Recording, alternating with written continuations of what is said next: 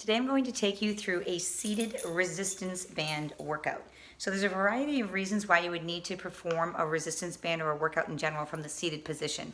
Primarily it would be if you have any type of ankle injury, leg injury, anything that prevents you from doing any weight bearing movements on those legs. So I am using resistance bands today, and I'm just going to pan up actually over here. Obviously I have a ton of different resistance bands. So there are ones that you can buy at the store that are sets. So as an example, this one, you have 3 different colors, and those are the different resistance. So you have low, medium, and high in terms of the tension, and it has the strap with the little hooks. Now these are the cheaper versions, so maybe you can get these for $10 or $15, usually at some of the like the TJ Maxx, Ross, Marshalls, etc. This set that I have here is from the production studio I used to work at. We did an online show using exclusively just the resistance bands.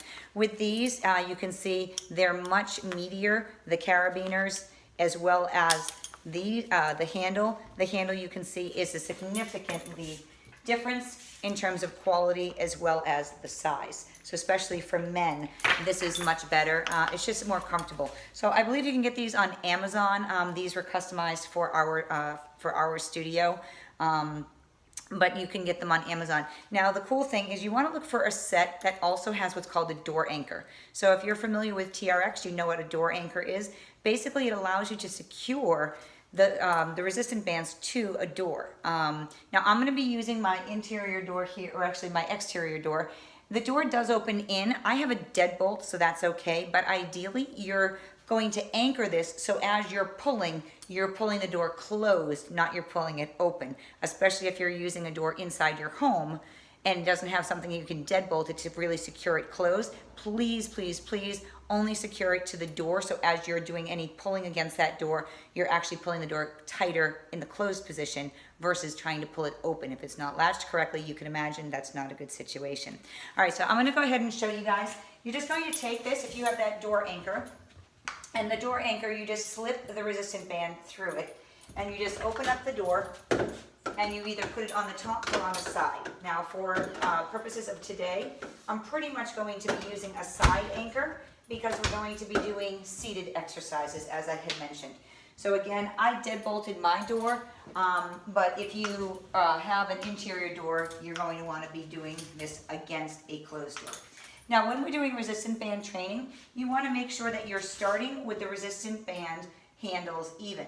So you want to take out the slack, don't start pulling on it, but take out the slack and make sure those handles are equidistant, okay? So it's the same distance.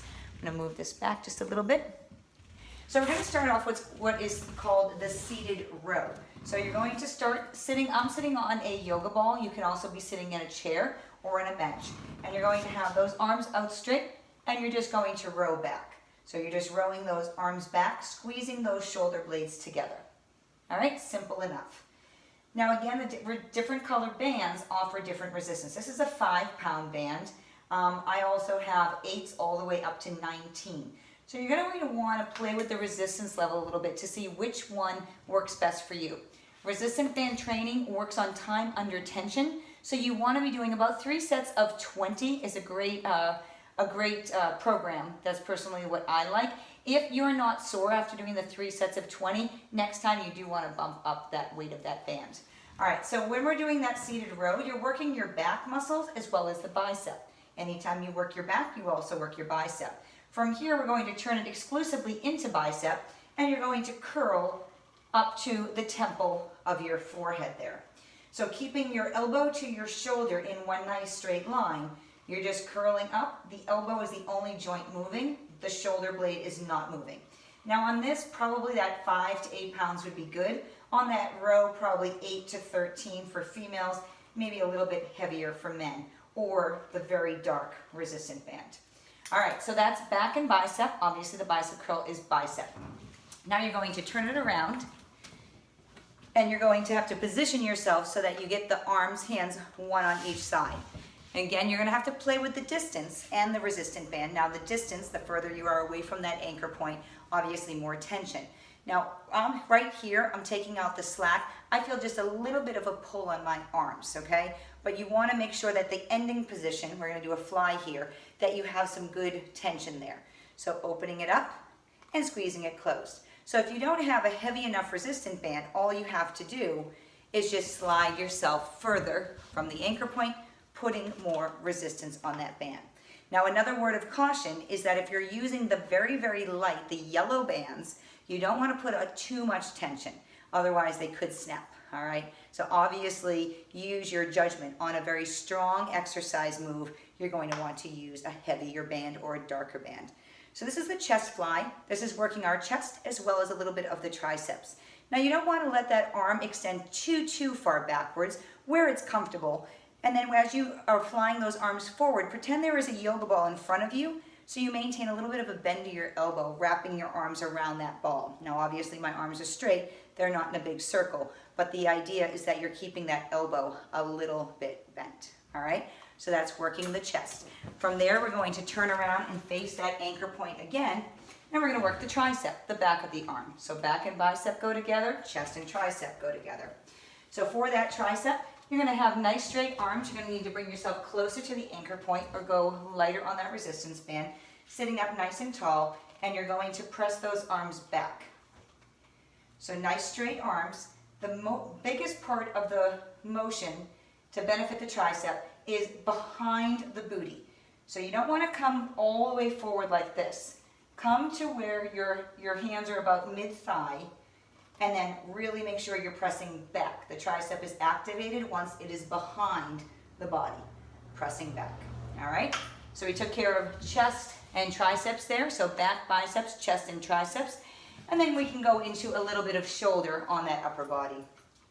So you're gonna hold one of the handles right at your hip, the other handle is in front of you, and you're going to do an external rotation. So again, play with the distance, how far you are away from the anchor strap to see how much tension you need to activate that shoulder. My elbow is staying glued in, and again, this other arm is just holding that resistance band.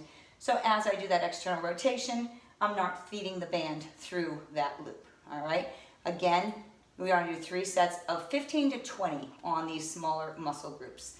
All right, so that takes care of your chest, your tricep, back, biceps, and your shoulders. You can also do a little bit of a front shoulder raise and a side lateral raise. So on that front raise, again, we have to come back pretty far for this one. The arms are in front of the body. It's almost like a reverse tricep press back that we already did. Your arms are down in front, and you're just going to lift up. So you gotta just get yourself in the right position for that angle, and lifting up, back and up. So working on those front deltoids. All right, now for the side deltoids, you do have to actually remove the band from the anchor strap. So either take the anchor out of the door or just feed it through. Now for this one, if you can't be weight bearing, ideally you're putting this underneath your feet. If you can't put it under your feet, try to secure it underneath whatever chair you're sitting on. Now with this one, you're going to have to play again with the height a little bit. You're stepping on that anchor strap. See if I can focus it down a little bit for you here. So you're stepping on that anchor strap, and one hand will be stationary and one hand will be moving. So we're stepping. This hand is just going to come up over here to secure that. Arms out at the side, and you're doing a side lateral raise. Now if there's too much tension on there, just slide it through your feet a little bit to give a little bit more slack. So the main part is 45 up to 180, all right, or up to 90, I guess. So just lifting straight up. Now again, smaller muscle, probably more like 3 sets of 15 on each side. All right, so that takes care of the seated resistant band workout. I also posted a video on the loop band, which is great if you cannot bear weight on your feet. That will take care of the lower body. So on that video, we work the quads, we work the glutes, we work the hamstrings from that seated position, as well as those abductor muscles too. All right, guys, so grab a set of resistant bands. The other thing that's great with the resistant bands, super easy. Take a couple of bands, toss them in your bag or wherever if you're going away and you don't have your local gym or your club handy. Also remember that if you're at home, I am on liftsession.com. doing some private training and semi-private training on that site as well. So be sure to check that out, guys. Give it a try. Sign up for a couple of classes and let me know what you think. If you have any questions, of course, just post your comments or shoot me an email, fitlifewithkelly@gmail.com, and my website, fitlifewithkelly.com. All right.